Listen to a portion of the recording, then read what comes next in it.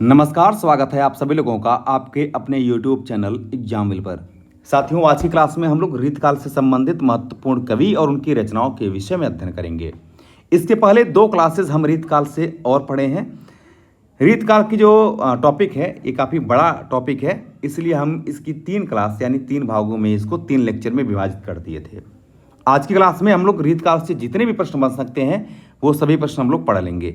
साथियों, आपका बहुत अच्छा सहयोग मिला है और जितना सहयोग मिला है उतना कम ही कह पाएंगे, उसका कम ही वर्णन कर पाएंगे। इसके लिए आपको बहुत बहुत धन्यवाद। शुरू करते हैं हम लोग आज की क्लास को बिना समय लिए ही, और बहुत मज़ेदार क्वेश्चन हम लोग करने वाले हैं। साथियों, एक बात और बता दूं आपको कि एक लड़के का कमेंट, एक मेरे भाई का कमेंट आया था कि आपका जो कंटेंट है वो बहुत कम है, मैटर कम देते हैं, आप बहुत गहराई से नहीं बताते हैं। तो मेरे दोस्तों, एक बात ध्यान रखना कि ये क्लासेस जो हम लोग करते हैं ना, ये बेसिकली हम फाउंडेशन बैच के रूप में या क्लास के रूप में नहीं लेते हैं। यहाँ पर बहुत सारे हम क्वेश्चन सॉल्व करा रहे होते हैं, इसलिए बहुत ज़्यादा चीज़ों को डिटेल पढ़ाएंगे तो फिर बहुत ज़्यादा समय लगेगा, बहुत ज़्यादा क्वेश्चन सॉल्व नहीं कर पाएंगे। और डिटेल के लिए हम जरूर एक क्लास आपको दिया करेंगे, दिन में प्रयास करेंगे, जैसा भी होगा, जैसा भी संभव होगा, जितना भी हो सकता है हम आपको देने का प्रयास करेंगे। शुरू करते हैं आज की क्लास को। पहला क्वेश्चन आपका कह रहा है कि रीतकालीन काव्य की मुख्य प्रवृत्ति रही है। साथियों, जो रीतकालीन काव्य है इसकी मुख्य प्रवृत्ति है श्रृंगारिकता। विशेष तौर पर रीतकाल के काव्यों में अलंकारिकता दिखाई देता है, श्रृंगारिकता इसकी मुख्य प्रवृत्ति रही है और श्रृंगार रस की प्रधानता यहाँ पर देखने को मिल जाता है। रीतकालीन जो काव्य हैं, यह जो आपके आश्रयदाता कवि हैं इनकी प्रशंसा में लिखे गए हैं, इसको भी ध्यान में रखेंगे। आगे बढ़ते हैं। एक पंक्ति आप देख सकते हैं कि सतसया के दोहरे जो नाविक के तीर, ये कहा गया है किसके संदर्भ में? तो बिहारी के दोहों के लिए इसको कहा गया है। भाई, बिहारी दास गागर में सागर भरने का कार्य करते थे, यानी कम शब्दों में अधिक बात कहने की अगर किसी में क्षमता थी तो बिहारी में थी। और बिहारी की एक रचना है, एकमात्र रचना है जिसका नाम है बिहारी सतसई। बिहारी सतसई एकमात्र रचना के लिए बिहारी हिंदी साहित्य में इनका एक बड़ा नाम है और जाने जाते हैं इसी के लिए, यानी बिहारी सतसई, जिसमें कि 713 दोहे हैं, यानी केवल दोहा छंद का प्रयोग किया गया है। और इसी रचना के विषय में ग्रियर्सन साहब कहते हैं कि बिहारी की एकमात्र रचना बिहारी सतसई का मुकाबला यूरोप का कोई भी साहित्य नहीं कर सकता। आचार्य और कवि दोनों रूप में जाने जाते हैं। देखिए, आचार्य और कवि, ये क्वेश्चन पूछा जाता है कि कौन से कवि आचार्य और कवि दोनों हैं, तो वह कवि देव हैं। मैं आपको थोड़ी सी इसकी चर्चा कर देता हूं। देखिए, आचार्य और कवि की बात हम लोग करते हैं। आचार्य और कवि ये दोनों कौन लोग हैं? तो आप इनके विषय में जान लेंगे। केशवदास हैं, इसमें एक नाम आता है केशवदास, जो बार बार ये क्वेश्चन पूछा गया है। उसके बाद आप देख सकते हैं कि आचार्य चिंतामणि हैं, यानी चिंतामणि त्रिपाठी की बात कर रहा हूं। कवि देव हैं, भिखारी दास हैं,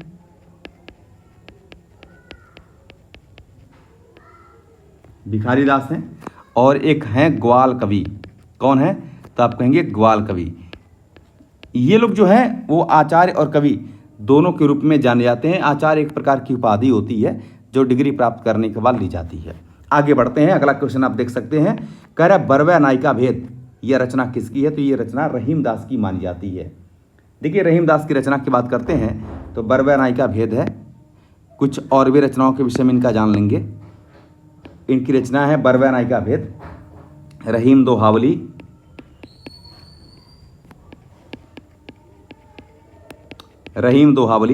हालांकि जो रहीमदास जी हैं, मदनाष्टक, इतना ही लिखूंगा क्योंकि जगह आपका कम है। एक रचना है इनकी रास पंचाध्यायी, लिख ही लीजिए, रास पंचाध्यायी। रहीमदास कृष्ण भक्ति शाखा से संबंधित कवि माने जाते हैं और यह गोस्वामी तुलसीदास के मित्र हैं। इनका मूल नाम अब्दुल रहीम खान खाना है, जो कि अकबर के राज्याश्रित कवि माने जाते हैं। अगला पॉइंट आप देख सकते हैं, कार्य की काव्य निर्णय की रचना की है। किसने किया है? तो काव्य निर्णय भिखारी दास की रचना है। और ध्यान रखेंगे साथियों कि भिखारी दास की अगर रचनाओं की बात करें तो इनका निर्णय है काव्य निर्णय, श्रृंगार निर्णय इन्हीं की रचना है। श्रृंगार निर्णय इनकी रचना है। रस सारांश है, रस सारांश इनकी रचना मानी जाती है। और एक और लिख लेना, छंदोरडो पिंगल, ये भी इन्हीं की रचना मानी जाती है। आगे बढ़ेंगे, देख सकते हैं कह रहा है रसिक प्रिया के रचनाकार कौन है। रसिक प्रिया, इसके रचनाकार केशवदास को माना जाता है। और रसिक प्रिया, रसिक जनों को ध्यान में रखकर लिखी गई इस रचना में केशव सच्चे कवि के रूप में नजर आते हैं। केशवदास की कुछ अन्य भी रचनाएं हैं, जैसे कवि प्रिया एक रचना है इनकी। और कवि प्रिया यह अपने राजाश्रित कवि यानी ओरछा के नरेश इंद्रजीत सिंह की गणिका राय प्रवीण को काव्य की शिक्षा देने हेतु इन्होंने कवि प्रिया की रचना किया था। एक रचना इनकी विज्ञान गीता, जो कि एक आध्यात्मिक ग्रंथ है, विज्ञान गीता। एक रचना है इनकी रामचंद्रिका, जिसको छंदों का अजायब घर कहते हैं। क्या कहते हैं भाई? इसी को छंदों का अजायब घर कहा जाता है, बहुत इंपॉर्टेंट है। एक रचना है इनकी छंदमाला, ये सभी रचनाएं इन्हीं की है।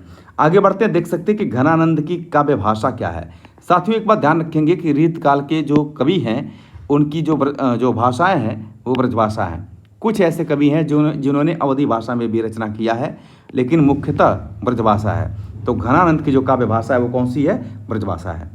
देख सकते कि वे रीतकालीन कवि जो आपस में भाई भाई माने जाते हैं, ये चिंतामणि हैं, भूषण हैं और मतिराम। ये तीनों भाई हैं और तीनों, चाहे हम चिंतामणि, भूषण या मतिराम की बात करते हैं, ये तीनों रीतकाल के रीतिबद्ध काव्य परंपरा के कवि हैं।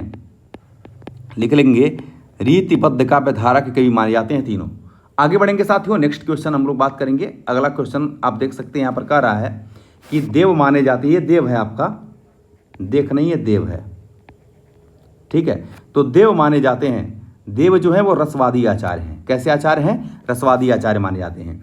काव्य रसायन की रचना यानी काव्य रसायन के रचयिता कौन है?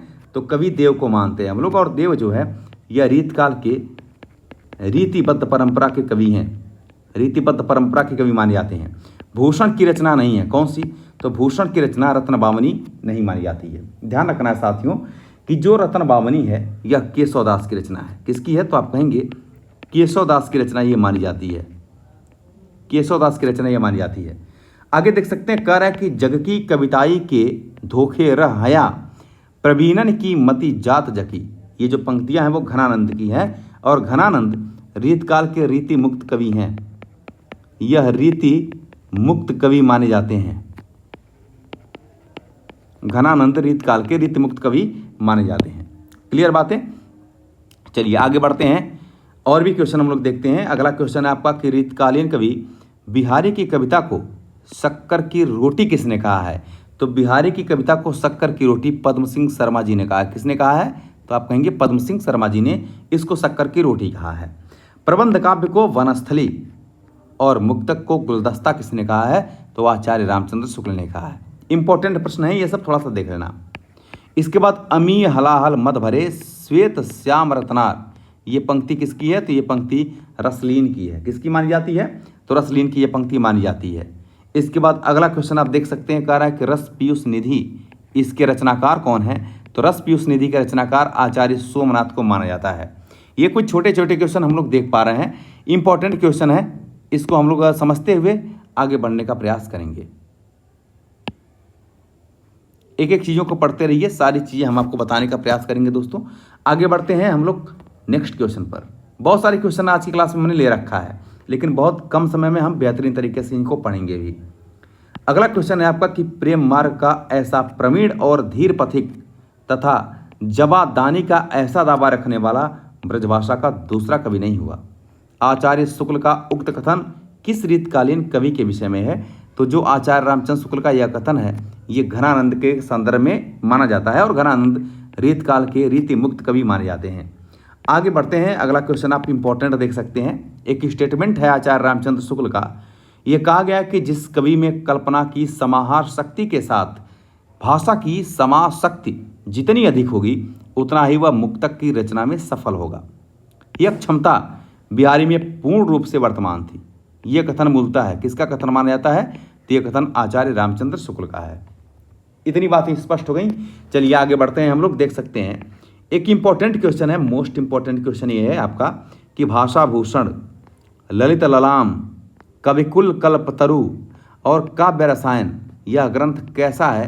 तो ये ग्रंथ साथियों लक्षण ग्रंथ माना जाता है। कैसा ग्रंथ है ये? लक्षण ग्रंथ माना जाता है।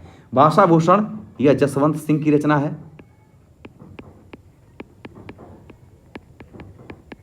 ठीक है। ललित ललाम ये मतिराम का ग्रंथ है, मतिराम का है। कविकुल कल्पतरु ये चिंतामणि का है, चिंतामणि त्रिपाठी का है। ठीक है। और काव्य रसायन के रचयिता कौन है? कवि देव को मानते हैं हम लोग। और ये तीनों जो चारों ग्रंथ हैं ये कैसे ग्रंथ माने जाते हैं मेरे दोस्तों? तो ये लक्षण ग्रंथ माने जाते हैं। इसके बाद अगला इंपॉर्टेंट क्वेश्चन है आपका कि वह ग्रंथ जिसमें सही काव्यांगों का विवेचन यानी सर्वांग विवेचन किया गया है। सही काव्यांगों का विवेचन मतलब सर्वांग विवेचन किया गया है, वो ग्रंथ कौन सा है? तो वो ग्रंथ है कविकुल कल्पतरु।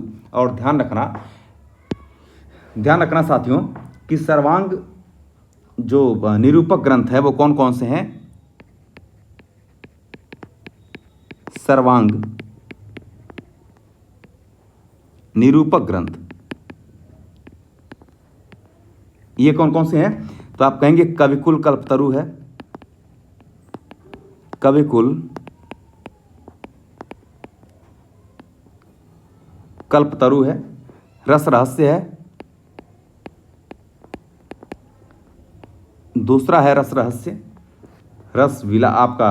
इसके बाद है रसिकलाल, एक ग्रंथ है आपका रसिकलाल, रसिकलाल और काव्य निर्णय।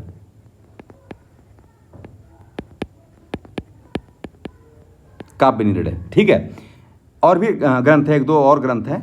तो आप देख सकते हैं कि कविकुल कल्पतरु, रस रहस्य, रसिकलाल, काव्य निर्णय, ये जो ग्रंथ हैं ये सर्वांग निरूपण ग्रंथ के रूप में जाने जाते हैं। आगे बढ़ेंगे। नेक्स्ट क्वेश्चन मोस्ट इंपॉर्टेंट प्रश्न है आपका। ये कह रहा है कि हिंदी रीति ग्रंथों की परंपरा चिंतामणि से चली। सुनना ध्यान से। ये कह रहे हैं हिंदी रीति ग्रंथों की परंपरा आचार्य चिंतामणि त्रिपाठी से चली, अतः रीत का आरंभ उन्हीं में से मानना चाहिए। ये कथन किसका है? तो ये कथन आचार्य रामचंद्र शुक्ल का है। और वैसे भी आचार्य रामचंद्र शुक्ल जो है वो रीत काल के प्रवर्तक भी आचार्य चिंतामणि को ही मानते हैं। आगे बढ़ते हैं। देख सकते हैं एक इंपॉर्टेंट क्वेश्चन है आपका। क्वेश्चन ये कह रहा है कि महाराज जसवंत सिंह के द्वारा रचित लक्षण ग्रंथ, ये ग्रंथ है आपका, लक्षण ग्रंथ का नाम क्या है? तो भाषा भूषण। भाषा भूषण महाराज जसवंत सिंह का ग्रंथ है, जैसा कि हमने अभी थोड़ी देर पहले यहाँ भी देखा था। देखिए भाषा भूषण किसका ग्रंथ है? तो जसवंत सिंह का है। इसलिए आप कहीं भी पढ़े रहते हैं तो चीज़ें बार बार रिपीट होती हैं, ये चीज़ें बार बार सुनने से आपको आ जाती हैं। इसीलिए कहते हैं कि प्रैक्टिस जो है वो व्यक्ति को, मनुष्य को एकदम परफेक्ट बनाता है। अली कली ही सौ बंध्यो आगे कौन हवाल, इस उक्ति में कवि बिहारी का प्रकट रूप कैसा है? तो उद्बोधक रूप प्रकट होता है। मेरे साथियों एक बार की घटना है कि जो राजा जयसिंह हैं, मैं इनके विषय में चर्चा कर देता हूँ। राजा जयसिंह ने 12 साल की लड़की से शादी कर लिया था। उसी पर बिहारी व्यंग कसते हुए इन्होंने लिखा था कि नहीं पराग नहीं मधुर मधु नहीं विकास यहीं काल, अली कली ही सौ बंधियो आगे कौन अवाल। इस पर जो जसवंत जो आपके राजा जयसिंह हैं ये बड़े शर्मिंदा हुए थे और ये कहीं न कहीं जो इनका मूल कार्य था, जिस तरह से राज्य को चलाना इनका मूल कार्य था, उस मार्ग से भटक गए थे। लेकिन इसके बाद से ये फिर जो है अपने कार्य में लग जाते हैं और वहीं पर यह बिहारी को एक्सेप्ट कर लेते हैं, मतलब अपने राज्याश्रित कवि के रूप में रख लेते हैं। जयपुर नरेश जगत सिंह के आश्रय में रहते हुए पद्माकर ने लिखा था। तो पद्माकर ने ग्रंथ की रचना किया जिसका नाम है लक्षण ग्रंथ जगत विनोद। किसकी रचना किया था? जगत विनोद की रचना किया था। आगे बढ़ते हैं। देख सकते हैं कि एक पंक्तियां हैं, निकी दाई अनाकनी फीकी परी गुहार तज्जो मनोतारण विरदु बारग वरुण तार। बिहारी के इस दोहे में व्यक्त भाव कैसा है? ये बिहारी के इस दोहे में जो व्यक्त भाव है वो भक्ति का है। मेरे साथियों ध्यान रखना कि जो बिहारी के दोहे हैं इसमें श्रृंगार रस की आपको प्रधानता देखने को मिल जाएगी, श्रृंगार रस की प्रधानता देखने को मिलेगी, साथ ही साथ भक्ति की भी प्रधानता देखने को मिल जाएगी, भक्ति की प्रधानता, साथ ही साथ कहीं कहीं श्रृंगार रस में भी संयोग वियोग का देखने को मिल जाएगा आपको। तो बिहारी ने अपने दोहों में मतलब कुछ प्रमुख रसों का उल्लेख किया है। आगे अगला पॉइंट है आपका कि कुंचन को रंग फीकी लगे और छलके अति अंगन चारु गुराई। ये पंक्ति मतिराम की है। किसकी है? तो ये मतिराम की पंक्ति मानी जाती है। आगे बढ़ते हैं साथियों, अगला क्वेश्चन आप देख सकते हैं, बहुत ही महत्वपूर्ण क्वेश्चन है। करे केसों की रचनाएं हैं। तो केसों की रचनाओं के विषय में थोड़ा सा आइए हम लोग एक झलक यहाँ पर डालते हैं। केसों की रचनाएं कौन कौन सी हैं? रसिक प्रिया है, विज्ञान गीता है, उसके बाद आपका कवि प्रिया है, जैसा कि हमने चर्चा भी किया थोड़ी देर पहले। कवि प्रिया है, रामचंद्रिका है, रामचंद्रिका है, जहांगीर जसचंद्रिका है,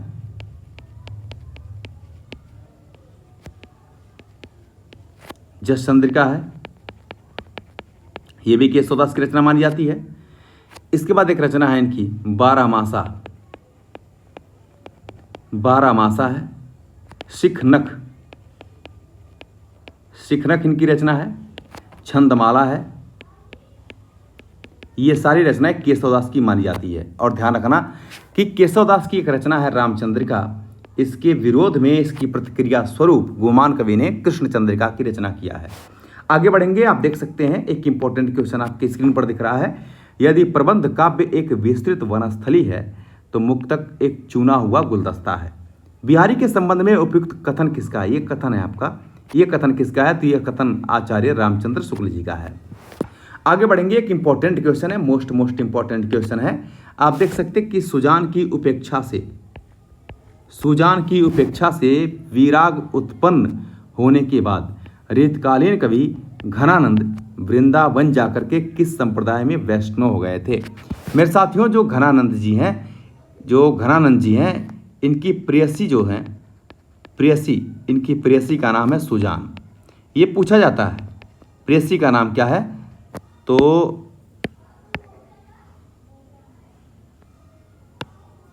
देखिए, इनकी प्रेयसी का साथियों नाम क्या है? सुजान है।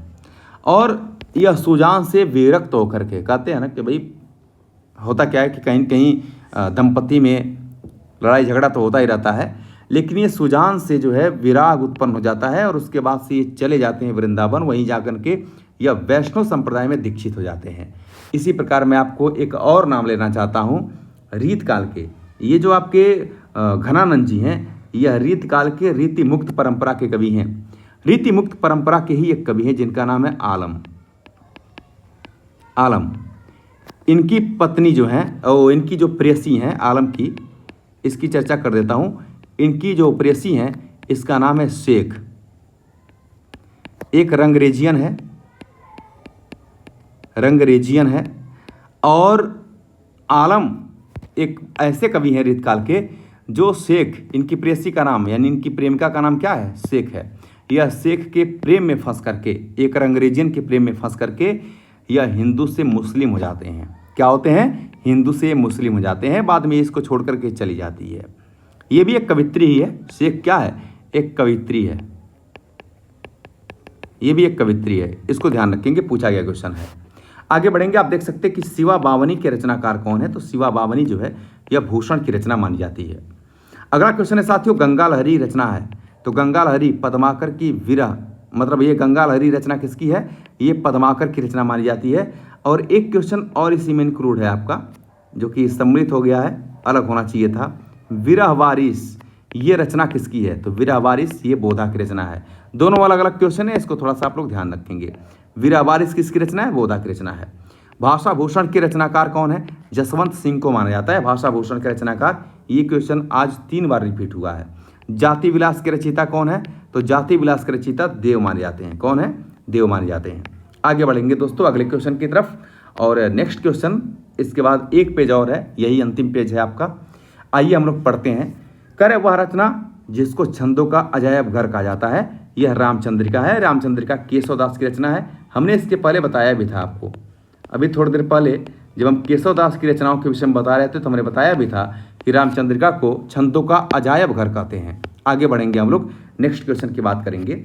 अगला प्रश्न है कि सीख लीनो मिन मृग खंजन कमल नयन, सीख लीनो जस औ प्रताप को कहानी है। ये जो पंक्तियां हैं ये ठाकुर की पंक्तियां मानी जाती हैं। और ठाकुर जो है वो रीतकाल के रीति मुक्त काव्य धारा के कवि हैं। कैसे हैं? तो आप कहेंगे रीति मुक्त परंपरा के कवि माने जाते हैं। रीतकाल की रीति सिद्ध काव्य धारा के कवि कौन है? तो बिहारी। ये रीतकाल के रीति सिद्ध काव्य धारा के कवि माने जाते हैं। और बिहारी के ही भांजे हैं, एक बिहारी के भांजे हैं जिनका नाम है कुलपति मिश्र। कुलपति मिश्र यह रीतकाल के रीतिबद्ध कवि हैं, ध्यान रखना है, रीतिबद्ध कवि हैं, ठीक है, रीतिबद्ध कवि हैं।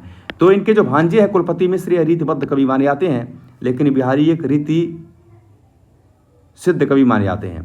आगे बढ़ते हैं। आचार्य भिखारी दास कृत प्रमुख काव्य शास्त्रीय ग्रंथ कौन सा है? काव्य निर्णय माना जाता है। आगे देख सकते हैं कि देव कवि ये किस जिले के थे? देव कवि इटावा के हैं और इटावा आपका उत्तर प्रदेश में पड़ता है। इटावा, मैनपुरी ये सब सटे हुए जिले हैं। ये वही इटावा है जहाँ पर स्वर्गीय मुलायम सिंह जी का जन्म हुआ है, उत्तर प्रदेश के पूर्व मुख्यमंत्री। कवि प्रिया इसके रचनाकार केशवदास को माना जाता है। आगे बढ़ते हैं, ये इंपॉर्टेंट क्वेश्चन था। और कवि प्रिया की रचना केशवदास जी ने अपने राज्याश्रित जो आप राजा हैं इंद्रजीत सिंह, उनकी गणिका राय प्रवीण को काव्य की शिक्षा देने हेतु कवि प्रिया की रचना किया था। शिवराज भूषण के रचयिता भूषण माने जाते हैं। आगे बढ़ते हैं, देख सकते हैं कि महाकवि भूषण की रचना कौन सी है? तो छत्रसाल दशक, छत्रसाल दशक ये महाकवि भूषण की रचना है। आगे बढ़ते हैं, देख सकते हैं कि रीतकाल के कवि जिसने वीर रस में कविता लिखा है, और इस क्वेश्चन को हम आपको मोस्ट इंपॉर्टेंट क्वेश्चन करेंगे। इंपॉर्टेंट क्वेश्चन है, इसको ध्यान रखेंगे आप लोग। रीतकाल के जो कवि हैं जिसने वीर रस में कविता लिखा है उनका नाम है भूषण। कौन है? भूषण है। और कविता बिनु न विराजई, भूषण बिनु न विराजई कविता वनिता मित, यह कथन केशवदास का है, ये भूषण का कथन नहीं है, इसको ध्यान रखना है, ठीक है। तो साथियों, आज की क्लास में हम लोगों ने बहुत सारे महत्वपूर्ण प्रश्नों को देखा है। देखिए, एक बात और मैं आपको बता दूं कि कुछ साथी हमारे साथ पहली बार जुड़े हैं, चैनल को सब्सक्राइब जरूर कर लेंगे। नहीं करना है कोई बात नहीं है, लेकिन आप साथियों अगर वीडियो पसंद आती है तो कम से कम आप लाइक जरूर किया करिए, कमेंट अपना जरूर आप लिखा करिए। आपका जो सपोर्ट मिल रहा है, जो भी सपोर्ट आपका मिल रहा है, ये बहुत अच्छा सपोर्ट मिलता है। और इसी सपोर्ट के कारण ये जो कमेंट्स आते हैं, आपकी जो सपोर्ट मिलता है, इसके कारण हमें प्रेरणा मिलती है और हम नई नई वीडियो को आपको बनाते रहते हैं। इस तरह से हम जानते हैं कि आपको बिहार शिक्षक भर्ती परीक्षा हो, उत्तर प्रदेश यानी यूपी एलटी ग्रेड हो या टीजीटी पीजीटी की बात करें, टीजीटी पीजीटी की बात करें, हम बात अगर नेट जेआरएफ की कर लें, ठीक है, किसी भी एग्जाम के दृष्टिकोण से अभी हम जो आपको टॉपिक पढ़ा रहे हैं, जिस प्रकार से हम पढ़ा रहे हैं, वो किसी भी दृष्टिकोण से, या बिहार टीआरई 4.0 की बात करते हैं, किसी भी दृष्टिकोण से ये वीडियो आपके लिए बहुत ही हितकर है। तो आज के लिए इतना ही साथियों, बहुत बहुत धन्यवाद, थैंक यू वेरी मच।